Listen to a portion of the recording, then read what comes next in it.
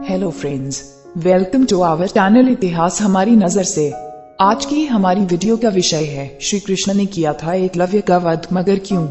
महाभारत काल में प्रयाग इलाहाबाद के तटवर्ती प्रदेश में सुदूर तक फैला श्रृंगवेरपुर राज्य एकलव्य के पिता निषादराज हिरण्यदनु का था। गंगा के तट पर अवस्थित श्रृंगवेरपुर उसकी सुदृढ़ राजधानी थी। उस समय श्रृंगवेरपुर राज्य की शक्ति मगध, हस्तिनापुर, मथुरा, चेदी और चंदेरी आदि बड़े राज्यों के समकक्ष थी। निषाद हिरण्यदनु और उनके सेनापति गिरबीर की वीरता विख्यात थी। निषादराज हिरण्यदनु और रानी सुलेखा के स्नेहांचाल से जनता सुखी व संपन्न थी। राजा राज्य का संचालन अमात्य मंत्री परिषद की सहायता से करता था। निषादराज हिरण्यदनु को रानी सुलेखा द्वारा एक पुत्र प्राप्त हुआ जिसका नाम अभेद्युम्न रखा गया। प्रायः लोग उसे अभय नाम से बुलाते थे। 5 वर्ष की आयु में एकलव्य की शिक्षा की व्यवस्था कुलीय गुरुकुल में की गई। बालपन से ही अस्त्र शस्त्र विद्या में बालक की लगन और एकनिष्ठता को देखते हुए गुरुओं ने बालक का नाम एकलव्य संबोधित किया। एकलव्य के युवा होने पर उसका विवाह हिरण्यधनु ने अपने एक निषाद मित्र की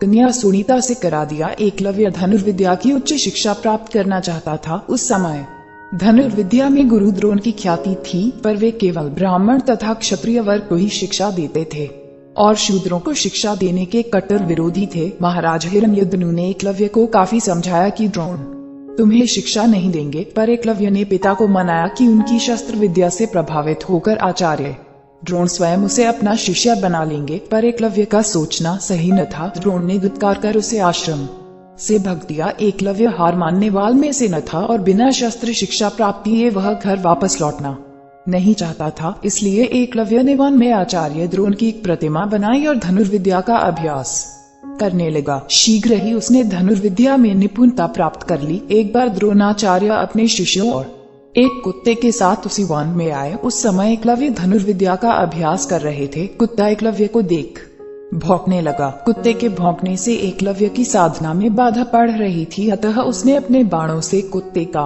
मुंह बंद कर दिया। एकलव्य ने इस कौशल से बाण चलाए थे कि कुत्ते को किसी प्रकार की चोट नहीं लगी।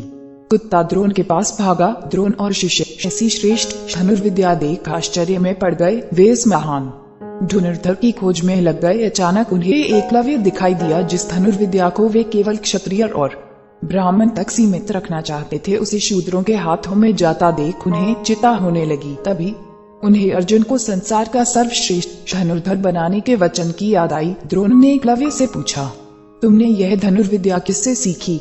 एकलव्य आपसे आचार्य। एकलव्य ने द्रोण की मिट्टी की बनी प्रतिमा की ओर इशारा किया। द्रोण ने एकलव्य से गुरु दक्षिणा में एकलव्य के दाएं हाथ का अंगूठा मांगा। एकलव्य ने अपना अंगूठा कटकर गुरु द्रोण को अर्पित कर दिया। कुमार एकलव्य अंगुष्ठ बलिदान के बाद पिता हिरण्यधनु के पास चला आता है। एकलव्य अपने साधनापूर्ण कौशल से बिना अंगूठे के धनुर्विद्या में पुनः दक्षता प्राप्त कर लेता है। आज के युग में आयोजित होने वाली सभी तीरंदाजी प्रतियोगिताओं में अंगूठे का प्रयोग नहीं होता है, अतः एकलव्य को आधुनिक तीरंदाजी का जनक कहना उचित होगा। पिता की मृत्यु के बाद वह श्रृंगवेर राज्य का शासक बनता है। अमात्य परिषद की मंत्रणा से वह न केवल अपने राज्य का संचालन करता है, बल्कि निषाद भीलों की एक सशक्त सेना और नौसेना गठित करता है और अपने राज्य की सीमाओं का विस्तार करता है। विष्णु पुराण और हरिवंश पुराण में उल्लिखित है कि निषाद वंश का राजा बनने के बाद एकलव्य ने जरासंध की सेना की तरफ से मथुरा पर आक्रमण कर यादव सेना का लगभग सफाया कर दिया था। यादव वंश में हाहाकार मचाने